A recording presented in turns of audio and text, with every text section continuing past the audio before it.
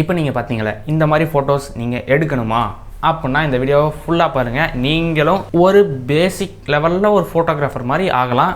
பேசிக்கலாக தெரிஞ்சுக்கலாம் என்னென்ன எப்படிலாம் ஃபோட்டோலாம் இருக்குது அப்போ நீங்கள் தெரிஞ்சுக்கலாம். இந்த வீடியோ பார்த்தீங்கன்னா பாருங்கள். அப்புறம் நான் வந்து தமிழ்லைனில் போட்டிருந்த மாதிரி என்னால் எடுக்க முடியவில்லை. ஏன்னு கேட்டிங்கன்னா அது வந்து சாதாரணமாக ஒரு ஹைவேல எடுத்தால் அது கரெக்டாக இருக்கும். அது ஏன் ஹைவேல தான் எடுக்க முடியுமா, சிட்டியில் எடுக்க முடியாதா அப்படின்னு நீங்கள் கேட்கலாம். நீங்கள் ஹைவேல எடுக்கணும்னா ஹைவேல வந்து வெஹிக்கிள்ஸ் வந்து ரொம்ப ஃபாஸ்ட்டாக மூவ் ஆகிட்டு இருக்கும். அப்போ நீங்கள் வந்து ஒரு ஷட்டர் ஸ்பீடை வந்து கொஞ்சம் அதிகமாக வச்சுருந்தீங்கன்னா ஓகே. இதே சிட்டியில் வந்து டிராஃபிக் இருக்கனால மெதுவாக இதாகும். அப்போ நீங்கள் அதிக ஷட்டர் ஸ்பீடு வச்சாலும் உங்களுக்கு வெஹிக்கிள் வந்து ஒரே இடத்துல லைட்டாக மூவ் ஆகிற மாதிரி தான் இருக்குமோ தவிர நிறைய நாய்ஸ் மட்டும் தான் வரும் அதில். ஸோ நீங்கள் வந்து ஹைவேல நீங்கள் அதை ட்ரை பண்ணிக்கோங்க. அண்டு ஹைவேல மட்டும் தான் ட்ரை பண்ண முடியுமான்னு கேட்டிங்கன்னா இல்லை. இப்போ உங்கள் வீட்டில் ஒரு டார்ச் லைட் இருக்கும், ஏதோ ஒரு லைட் எடுத்துக்கோங்க. அந்த டார்ச் லைட் நல்லா கொஞ்சம் பவராக இருக்க மாதிரி லைட்டு, அதுக்குன்னு ஸ்ப்ரெட் ஆகிற மாதிரி லைட் எடுக்க வேணாம். சிங்கிள் இதில் போகும் பார்த்தீங்களா, அந்த இது மட்டும் எடுத்துக்கோங்க. வீட்டில் எளிய பல்பெல்லாம் எடுக்க வேணாம். அந்த இது எடுத்துக்கிட்டு நீங்கள் ஒரு ட்ரைபாடோ இல்லை ஒரு கிம்பல் அந்த மாதிரி ஏதோ ஒன்று வச்சுக்கிட்டு உங்கள் ஃப்ரெண்டோ இல்லை யாராச்சும் பிடிக்க சொல்லிக்கோங்க ஃபோனை. நீங்கள் வந்து டார்ச் லைட் இப்படின்னு ஏதோ ஒன்று பண்ணிவிட்டு ஷட்டர் ஸ்பீடை வந்து ஒரு 8 செகண்ட் ஒரு 4 செகண்ட் மினிமம் ஓப்பன் பண்ணி வச்சுருந்தீங்கன்னா அது கொஞ்சம் இமேஜ் நல்லாயிருக்கும். அன்ஃபார்ச்சுனேட்லி என்னால் அதை எடுக்க முடியவில்லை. அதுதான் உண்மை. எடுக்க முடியும் கண்டிப்பாக எல்லாராலையும், என்னால் முடியலை. நீங்கள் கண்டிப்பாக ட்ரை பண்ணி பாருங்கள் அந்த இதை. அப்புறம் நான் வந்து ஒரு வீடியோ எடுத்திருக்கேன். அந்த வீடியோவில் வந்து எப்படி இந்த செட்டிங்ஸ்லாம் மாற்ற எப்படிலாம் மாறுது அப்படின்னு நான் சொல்லியிருப்பேன்.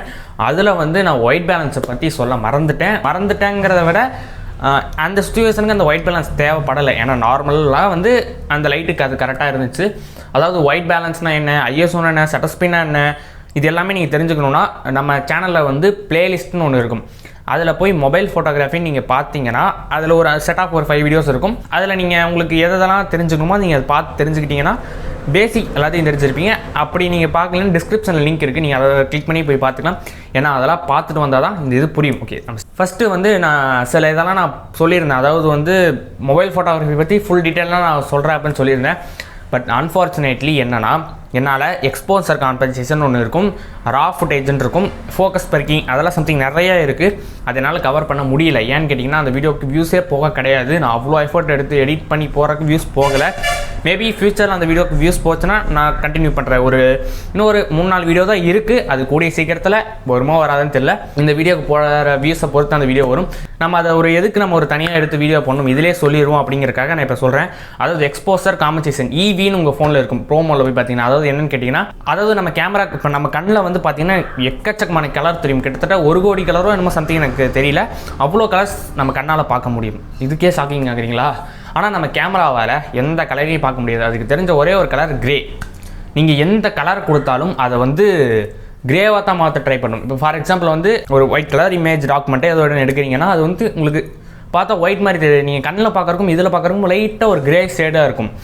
அது நான் பர்சனலாக நானே நோட் பண்ணியிருக்கேன். அடுத்து வந்து நீங்கள் ஒரு பிளாக் கலர் ஒன்று எடுக்கிறீங்கன்னா அது வந்து கொஞ்சம் கிரேஸ் மாதிரி இருக்கும். 18% கிரே அந்த ஃபார்மெட்டில் அது இருக்கும்.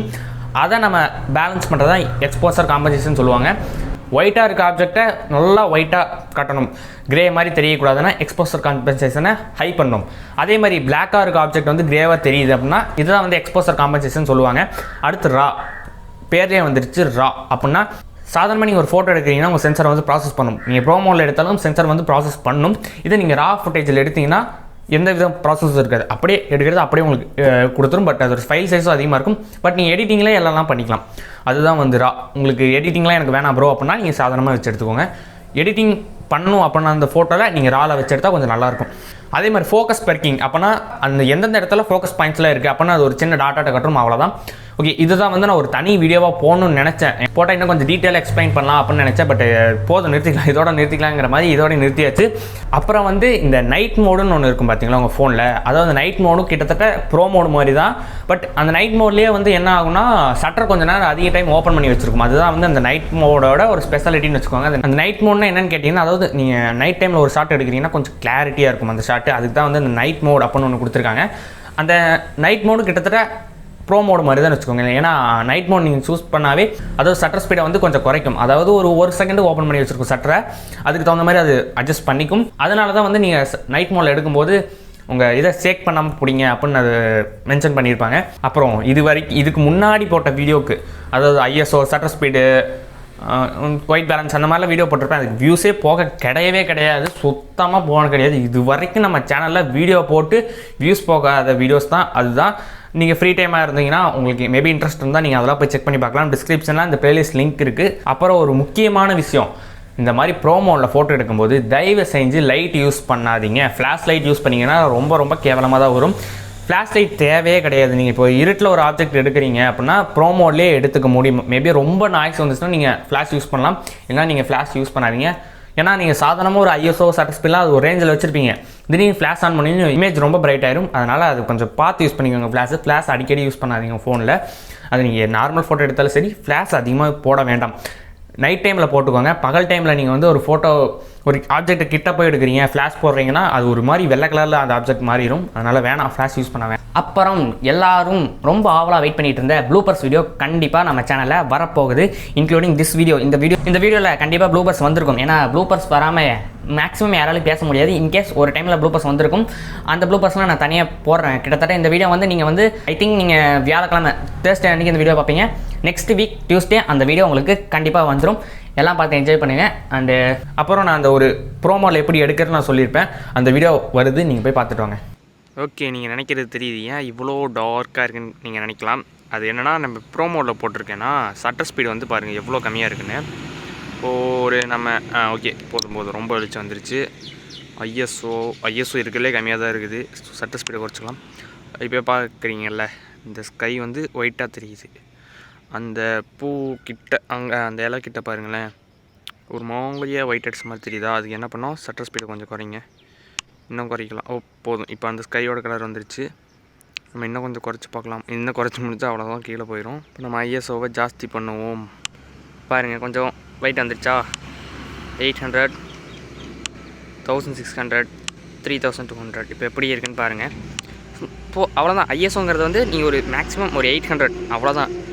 ரொம்ப உங்களுக்கு கிரிட்டிக்கலான சுச்சுவேஷனாக நீங்கள் 1600 எடுத்துகிட்டு போகலாம். பட் நீங்கள் பெஸ்ட்டு 400 to 800 அதுதான் சஜஸ்ட் பண்ணுவேன். ஷட்டர் ஸ்பீடு பாருங்கள். இப்போ ஷட்டர் ஸ்பீடு பாருங்கள் எவ்வளோ கம்மியாக இருக்குன்னு.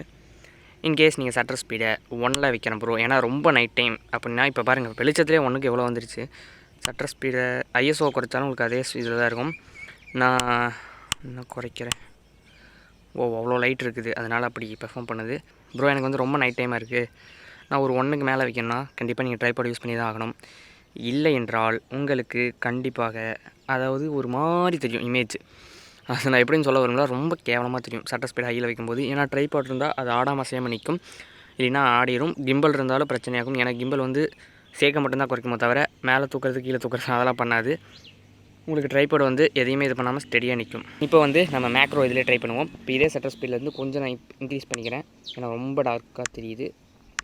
ஓகே, நம்ம ஐஎஸ்ஓ வந்து ஓகே 200 ஓகே போதும். இப்போ வந்து நம்ம மேக்ரோ செக் பண்ணுவோம். இப்போ இது இன்ஃபினிட்டியில் இருக்குது, ஓகேவா. இது நான் அப்படியே குறைக்க பிளர் ஆகிடுச்சு. இப்போ பாருங்கள், நம்ம கீழே இந்த ஆப்ஜெக்டை பாருங்கள்.